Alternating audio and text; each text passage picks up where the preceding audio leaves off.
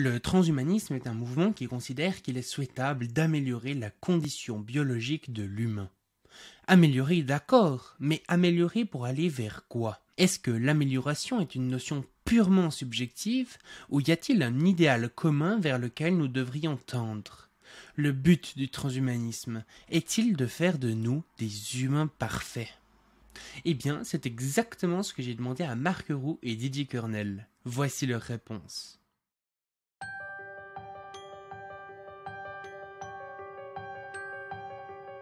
Bienvenue sur le Futurologue Podcast, le podcast pour comprendre les enjeux de demain. Alors, salut Marc et salut Didier et bienvenue sur le podcast. Bonjour. Bonjour. Du coup, ce que je propose, c'est que vous commenciez par une petite présentation. Marc, est-ce que tu veux commencer par te présenter? Donc, je suis le président de l'association française transhumaniste, Technoprog, et par ailleurs, je précise, je suis historien de formation. Voilà, pour une très brève présentation. Donc, j'ai 60 ans depuis quelques semaines. Je vis à Bruxelles où je travaille comme juriste dans une organisation qui s'occupe de sécurité sociale. Je suis vice-président de l'association française transhumaniste Technoproc et coprésident de l'association Reels Healthy Life Extension Society. Voilà, en très courte introduction. Ok, parfait. Didier, je te propose de commencer. Le transhumanisme mènera-t-il à un humain parfait? Qu'est-ce que tu en penses? Alors, oui, donc, ce que j'estime et qui fait ce sur quoi il y a peut-être des désaccords avec Marc, c'est que l'objectif des transhumanistes, ou en tout cas, on va dire, moi, mon objectif en tant que transhumaniste, c'est d'arriver à une situation idéale. Donc on peut utiliser également le terme parfait. J'ai déjà entendu pas mal d'autres transhumanistes, enfin quand je dis pas mal, en tout cas une autre transhumaniste notoire, Natacha Vitamor, dire oui, le but des transhumanistes n'est pas la perfection, parce que l'être humain est changeant, parce que la vision de ce qui est une situation idéale diffère selon les individus. Sur tous ces points-là, je suis d'accord. Cela n'empêche pas, enfin plus exactement sur tous ces points-là, je peux comprendre. Cela n'empêche pas pour moi que à un moment donné, on a un objectif et que cet objectif on va dire, d'amélioration de l'humain ou pour être extrêmement court, que cet objectif, on vise à l'atteindre totalement. Après, on peut se tromper et à un moment se dire que non, ben finalement c'est un but légèrement différent que nous avons. On va tenir compte d'un élément nouveau.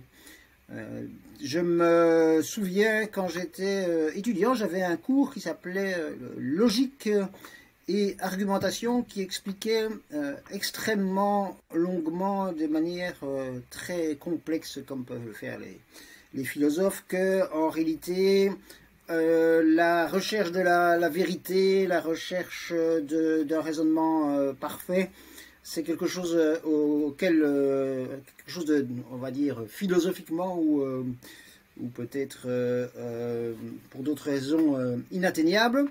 Mais en fait, le professeur finalement disait toujours qu'il fallait quand même viser les aspects scientifiques, viser la réalisation des objectifs scientifiques. Donc moi j'avais traduit ça, résumé ça par la recherche de la perfection est impossible, mais il faut quand même y arriver.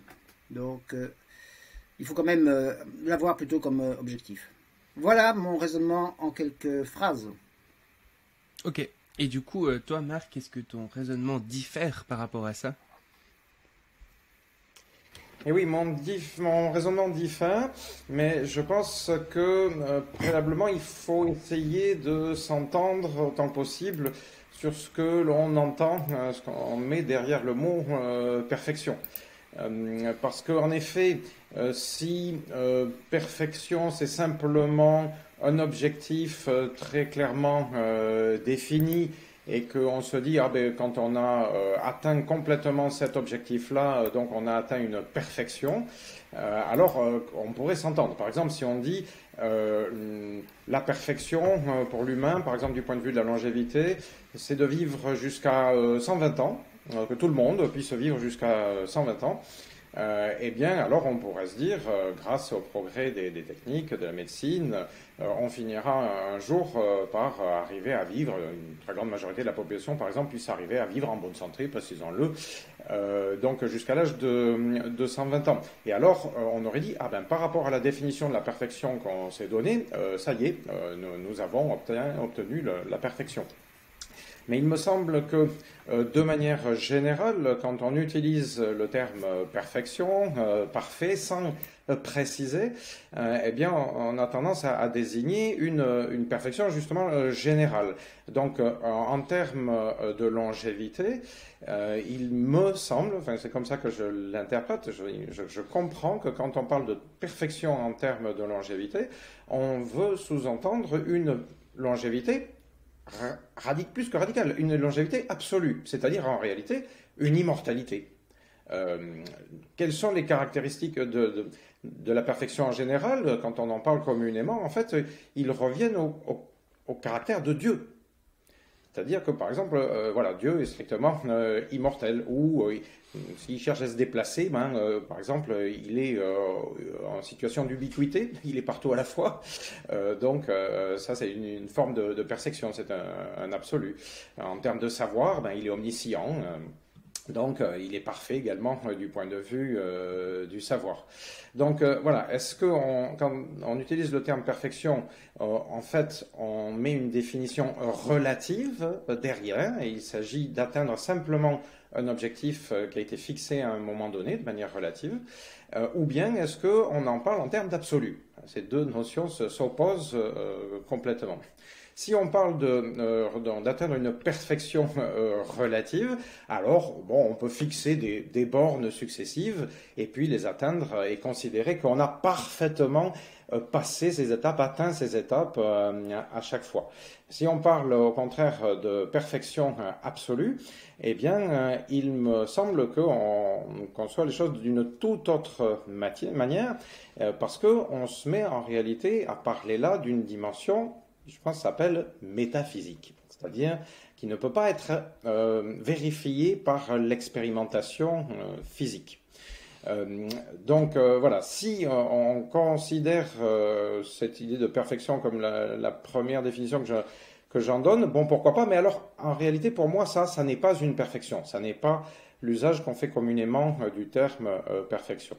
Et si au contraire, eh bien, on considère le terme perfection dans son sens absolu, eh bien, à mon avis, dans le monde réel, ça n'est pas atteignable. Alors, je suis d'accord avec Didier, par contre, pour dire que il peut être souhaitable d'essayer d'imaginer une espèce de perfection absolue, comme dans une espèce de phare métaphysique, en gros, qui nous éclaire et vers lequel on essaie de se diriger. Parce que ça nous motive. Mais à ce moment-là, ce que l'on fait réellement, c'est qu'on ne devient pas parfait. C'est qu'on cherche à réaliser une perfectibilité indéfinie. C'est-à-dire qu'on cherche sans cesse à faire mieux. On cherche sans cesse à s'améliorer. Alors de ce point de vue, là, d'accord. Mais je pense que ça n'est pas du tout la même chose en réalité. De prétendre une perfection, encore une fois qui reste irréalisable, et de poursuivre la perfectibilité. Dans la tradition humaniste, celle de Condorcet par exemple, ce qui est poursuivi, c'est la perfectibilité humaine, en fin de compte. Plus récemment, un philosophe comme Jean-Yves Goffy, qui est un critique du transhumanisme essentiellement, a écrit plusieurs textes pour mettre en évidence que selon lui, selon sa lecture des textes transhumanistes, eh bien en effet les transhumanistes ne recherchent pas la perfection, ils sont sans arrêt dans la poursuite d'une perfectibilité. Voilà, ça me semble une différence tout à fait notable et je pense que c'est beaucoup plus réaliste et en fait raisonnable de poursuivre la perfectibilité plutôt qu'une quelconque perfection. Et puis j'ajoute juste une dernière idée, en effet qui rejoint quelque chose que Didier a mis en avant, c'est que comme eh bien, chacun pourrait avoir sa vision de ce qui serait parfait, eh bien, je crains qu'il y ait un risque de dérive fondamentaliste, pour ne pas dire totalitaire, en prétendant à une perfection quelconque. Parce qu'à partir du moment où on définit ce que c'est que cette perfection de manière précise, eh bien, forcément, on souhaite amener tous les autres à aller dans la direction de cette perfection-ci plutôt que de cette perfection-là. Et donc, il y a le risque donc de vouloir imposer sa perfection à celle des autres. Malheureusement, dans l'histoire, on a eu, je pense, plusieurs idéologies qui ont cherché à définir ce qu'était l'humain parfait et qui ont cherché à attirer le reste de l'humanité dans leur direction. Et je crains que, voilà, mon constat, moi, c'est que ça a donné des résultats catastrophiques. Voilà. Oui, alors, donc, en fait, comme on attaque en fait aussi directement la question de la longévité. Par rapport à ton exemple, Marc, de la perfection relative, ce serait d'atteindre 120 ans. Donc la perfection, pour moi, comme longévitiste, ce serait de ne plus avoir de mécanisme de vieillissement tel que compris par la biologie actuellement. De ne plus avoir de mécanisme de vieillissement. Voilà, et ça, ce serait l'objectif, et pas seulement, d'ailleurs, pour prendre l'expression utilisée notamment par Aubrey de Grey, atteindre des mécanismes de vieillissement négligeables. Après, pour le reste, sur les questions, je dirais, de philosophie du terme et de difficultés par rapport à des questions qui touchent aux aspects religieux. Je suis, comment dire, je ne suis pas tellement intéressé par ces questions. Simplement, ce qu'on peut constater, c'est que dans l'histoire passée,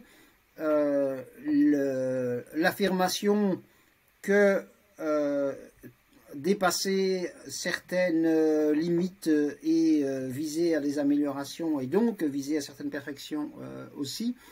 Donc que ces affirmations ont été très souvent utilisées contre les partisans des progrès technologiques et aujourd'hui sont très souvent utilisées contre les transhumanistes.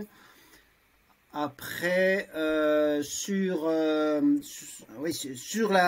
la diversité de ce qui est perçu par les uns et par les autres comme la perfection, là, nous sommes tout à fait d'accord. Mais peut-être que je voudrais en arriver à relativement souvent, j'ai l'impression que les opposants au transhumanisme disent que l'être humain est... Comment est-ce que je pourrais résumer ça? L'être humain est parfaitement adapté en ce qu'il est imparfait. Et donc, il est certain que des imperfections ont pour conséquence des réactions qui peuvent être utiles et qui nous apportent des choses.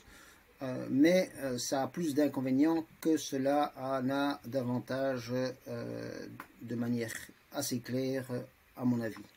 Voilà, donc ici, si je peux dire, mais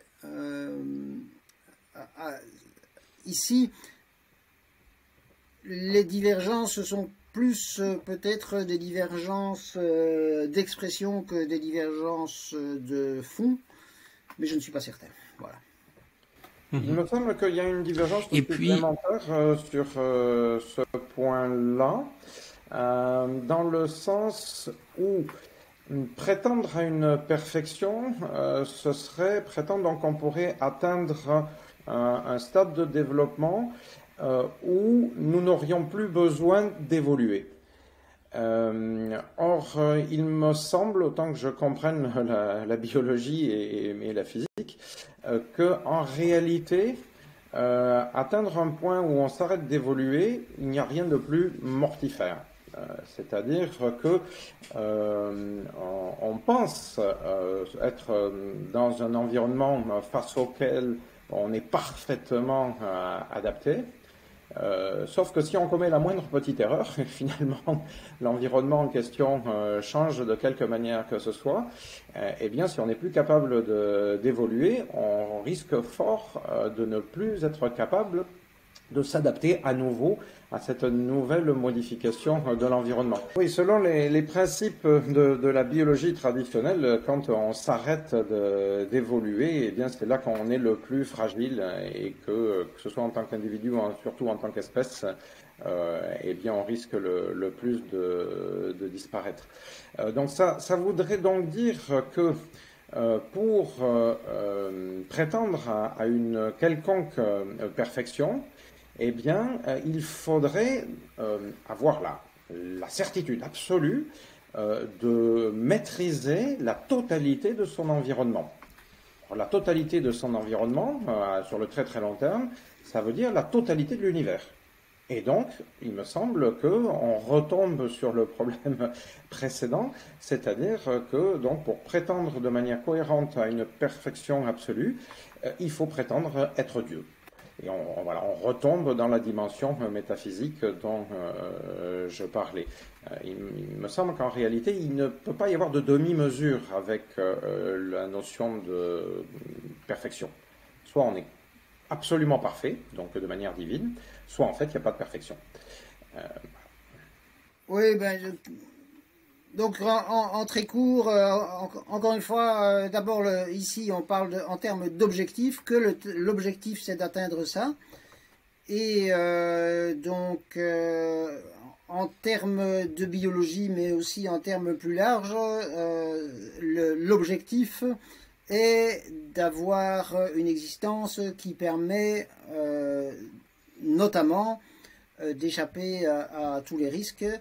Et après, enfin oui, pour moi la question divine, c'est justement, c'est un argument qui est très souvent apporté par les anti-transhumanistes, anti-progrès technologique, et notamment avec cette argumentation-là, vous n'êtes pas Dieu, donc forcément si vous essayez de l'imiter, à ce moment-là, l'apostrophe limiter, ça se passera mal, donc pour moi, c'est pas un argument convaincant, si je puis.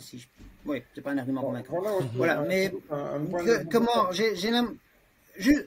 juste pour moi, j'ai l'impression qu'on tourne un peu en rond, mais en tout cas, par exemple, pour revenir à la longévité, le but c'est clairement ne pas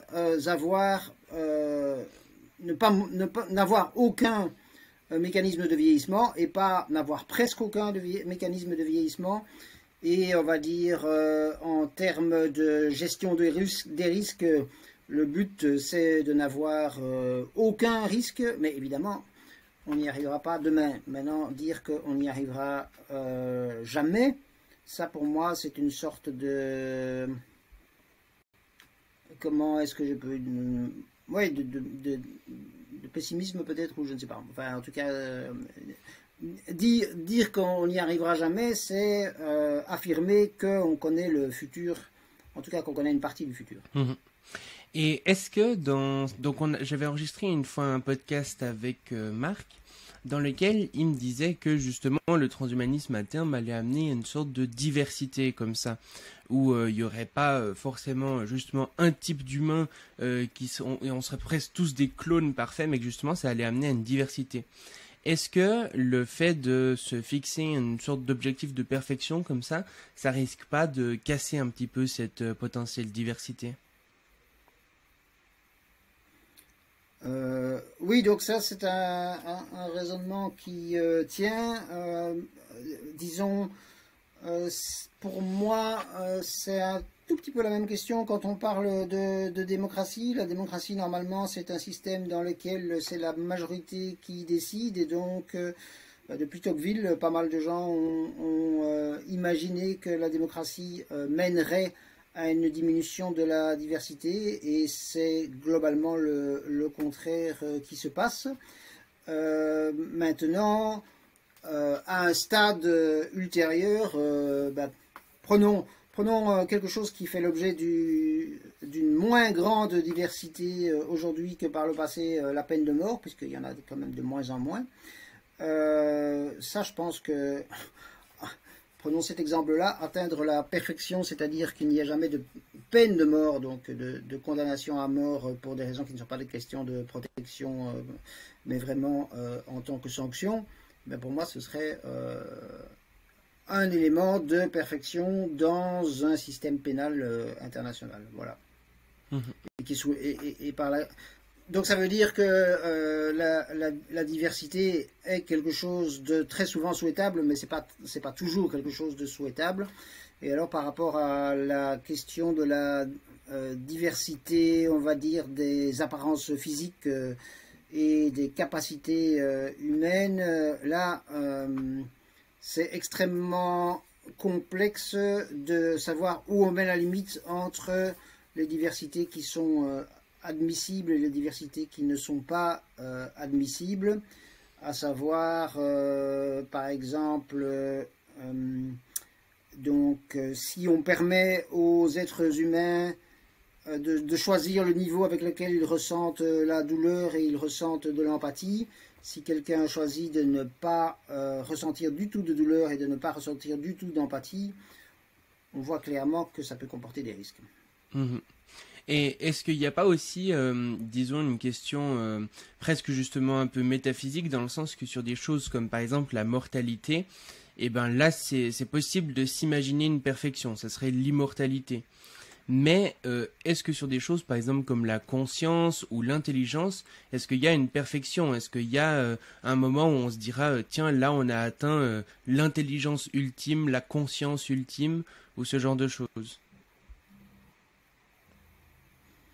Je ne me suis jamais posé cette question, donc bonne question.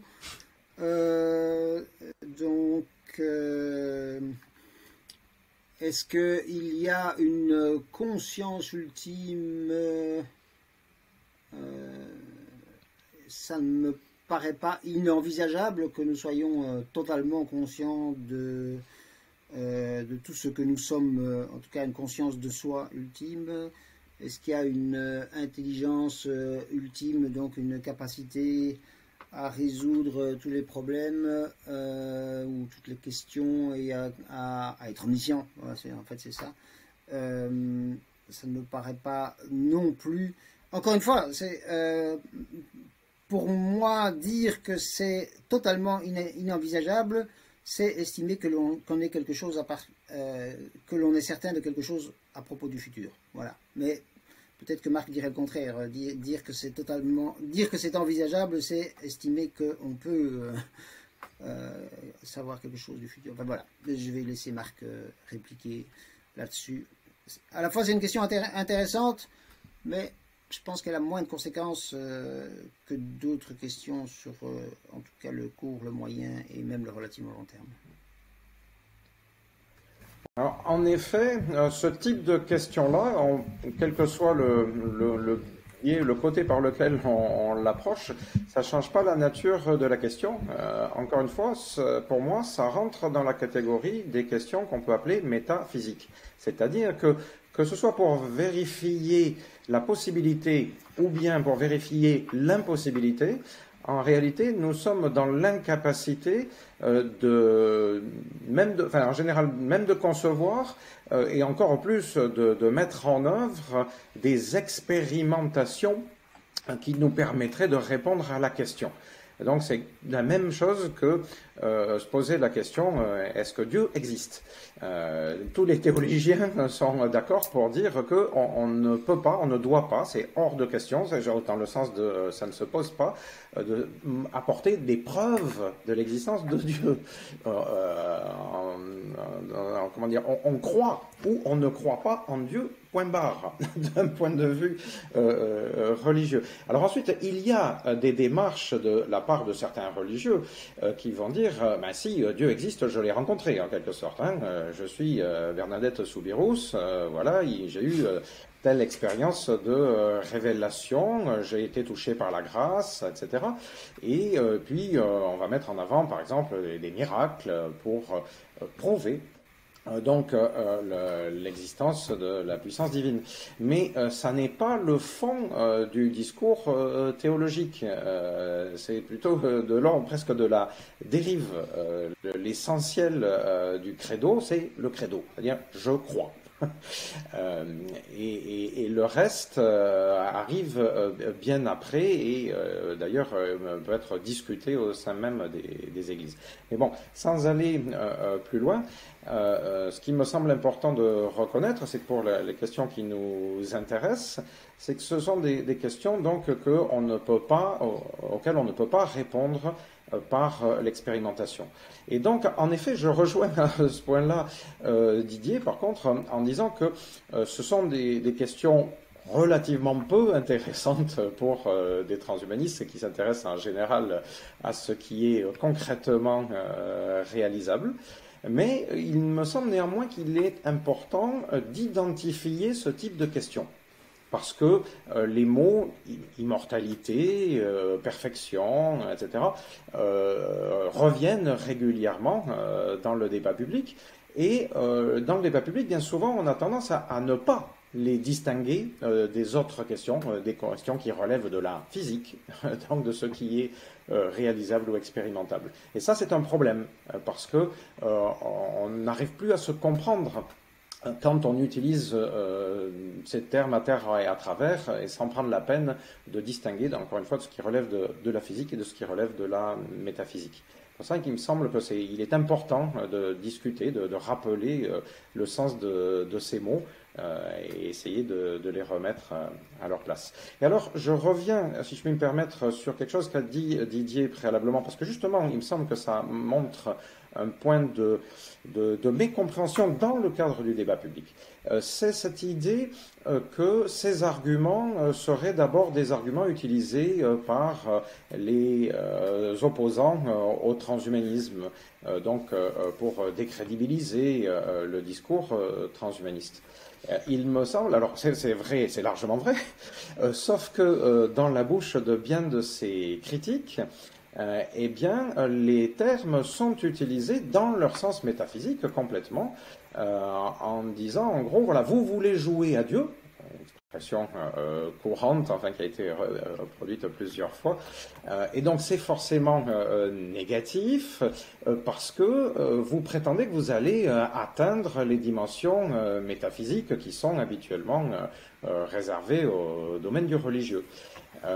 Donc moi personnellement, je pense qu'on peut très bien dire que donc parler d'immortalité relève de la métaphysique et que le transhumaniste ferait mieux de parler d'autre chose, d'utiliser d'autres termes que le mot immortalité, par exemple, mais que pour autant, ça ne détruit pas du tout, ça ne fait pas du tout s'écrouler l'ensemble de la réflexion transhumaniste, parce qu'il y a quantité d'éléments qui relèvent complètement du physique, de ce qui est réalisable, expérimentable, ou au moins sur lequel on peut construire des hypothèses rationnelles, et qui permet d'aller vers, par exemple, une amélioration indéfinie de la durée de vie en bonne santé. Ça s'appelle la mortalité, et voilà, ça c'est un but que l'on peut tout à fait poursuivre indéfiniment, c'est-à-dire qu'il s'agit bien d'un exemple de perfectibilité continue, et que donc c'est un but poursuivable sans qu'on tombe sous le coup de la critique donc religieuse, par exemple, hein, donc d'une prétention à atteindre des dimensions métaphysiques. Voilà. Est-ce que, Didier, tu veux encore rajouter quelque chose? Ouais, vas-y. Oui, je voulais quand même intervenir donc uniquement sur cette question religion et ce qui est reproché aux transhumanistes, mais plus largement concernant les progrès technologiques. En fait, je pense que très souvent, c'est au fur et à mesure des progrès technologiques que les représentants des religions, prenons ici uniquement l'Église catholique pour rester dans notre environnement le plus proche culturellement, recule. Donc, au départ, c'était par exemple que ce soit la chirurgie, que ce soit l'anesthésie, que ce soit la géologie, enfin, dans d'extrêmement nombreux domaines, l'Église a affirmé que c'était que des idées et que des avancées étaient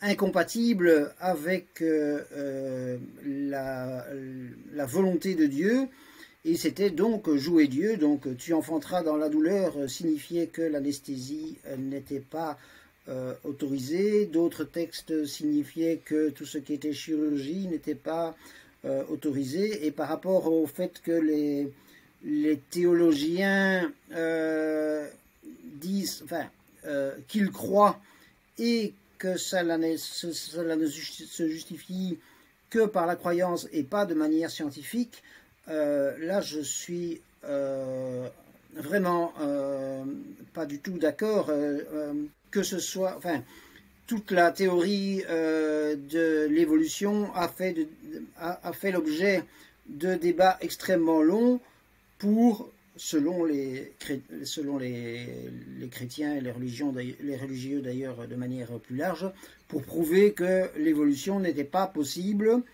à tort évidemment, mais donc l'objectif était de prouver que l'évolution n'était pas possible et que donc la seule explication possible c'était Dieu. La même chose dans un passé peut-être encore plus ancien par rapport à la géologie, la même chose dans un passé encore plus ancien par rapport au fonctionnement du système solaire, hein, parce que l'expression septième ciel qui n'est plus utilisée que dans des acceptions métaphoriques, le septième ciel à un moment c'était censé, ou en tout cas c'était envisagé par pas mal de théologiens comme quelque chose de réel, tout comme les enfers, etc. Donc non, et aujourd'hui beaucoup de théologiens, ou en tout cas beaucoup de gens qui se définissent comme chrétiens, affirment par exemple par rapport au fine-tuning de l'univers, par rapport au fait que l'univers n'existerait absolument pas si certains aspects des règles de la physique étaient légèrement différents. Il y a des théologiens pour expliquer, ah oui, mais donc ça prouve bien que Dieu existe puisqu'il a vraiment fixé ça à la virgule près. Voilà, mais ça c'est encore un débat peut-être autre aussi en partie. Enfin, sur ce point-là, je suis plutôt d'accord avec Didier, notamment en effet dans le contexte de l'Église catholique depuis bien longtemps, depuis au moins saint Thomas d'Aquin. L'Église catholique a développé toute une réflexion pour essayer d'accorder la science avec la foi. Simplement, la conclusion de toute cette école, et elle est encore largement dominante dans l'Église catholique, c'est que la foi prime. Et la science, donc on doit en effet faire en sorte que ces explications, d'une manière ou d'une autre, viennent s'accorder avec les principes primordiaux de la foi. Alors à chaque fois, en effet, on est obligé de se contorsionner pour faire en sorte que les découvertes de la science, les démonstrations de la science viennent concorder avec la leçon de la foi. Mais ça n'empêche pas la primauté de la foi la croyance, dans la pensée catholique. Alors moi, je suis d'accord pour dire que ça me donne l'impression quand même de révéler plutôt des contradictions qui sont internes à la foi catholique. Bon, c'est vrai, je pense de la foi orthodoxe, que je connais un petit peu aussi, et sans doute dans d'autres religions. Mais de leur point de vue, ça n'est pas une contradiction. Ok, excellent. Du coup, je pense qu'on a quand même pas mal bien répondu à cette question. Du coup, merci beaucoup à vous deux pour ce podcast. C'était très intéressant. Et puis, à très bientôt.